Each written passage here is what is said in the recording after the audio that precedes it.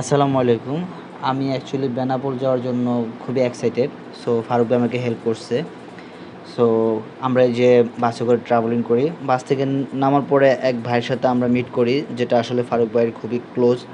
So ওনাদের বাসা আসলে আমাদের থাকা হইছে বা ওইখানে যাওয়া হইছে, ঘুরা হইছে। ওই এলাকাটা ঘুরলাম, ফিরলাম, সব কিছু করলাম আমরা। ইভেন কি আমরা বিকেলবেলা খেলাও দেখলাম মাঠে, বিশাল বড় একটা মাঠ।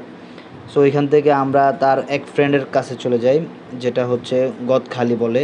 ওইখানে যাওয়ার পরে ওই ভাইয়ের সাথে দেখা হয়। ওই ভাইয়ের সাথে দেখা হওয়ার পরে আমরা বেনাপোলের দিকে রওনা দিই। ওনার বাইক আছে, তো আমরা রাত করে ঘুরলাম আর কি।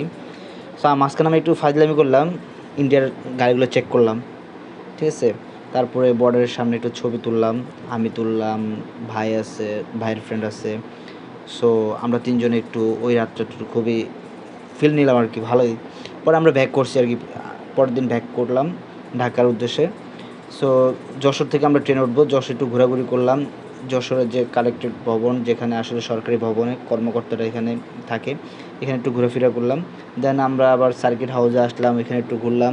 সার্কিট হাউসে আবার দেখলাম যে রাসেল বাইপাস নামে একটা সাপ, দেখেন কীভাবে আমাকে আক্রমণ করার জন্য সে খুবই মানে রাগান্বিত অবস্থা আমাকে মানে ভয় দেখাইলো। যাই হোক, আমি ভয় পাই নাই, কারণ ছোটো সাপ তো, যদি এটা রাসেল বাইপাস না। পাশে একটা যশোর মসজিদ, খুব সুন্দর দেখতে, খুবই সুন্দর। তারপরে আমরা ট্রেনের জন্য ওয়েট করতে আসি, একটু দুষ্টামি করলাম, ছবি টবি তুললাম দুজনেই। আমি ট্রেনের সামনে একটু ভালোই লাগছে।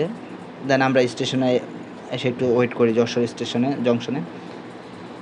সো তারপরে আমরা ট্রেন পাওয়ার পরে ট্রেনে ওঠার পরে কয়েকটা ছবি তুলি।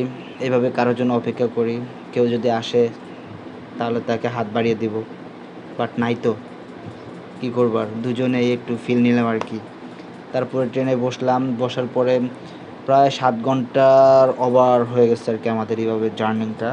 পদ্মা সেতু দেখবো বলে খুবই এক্সাইটেড। তারপরে পদ্মা সেতুতে আস্তে আস্তে রাত হয়ে গেছে।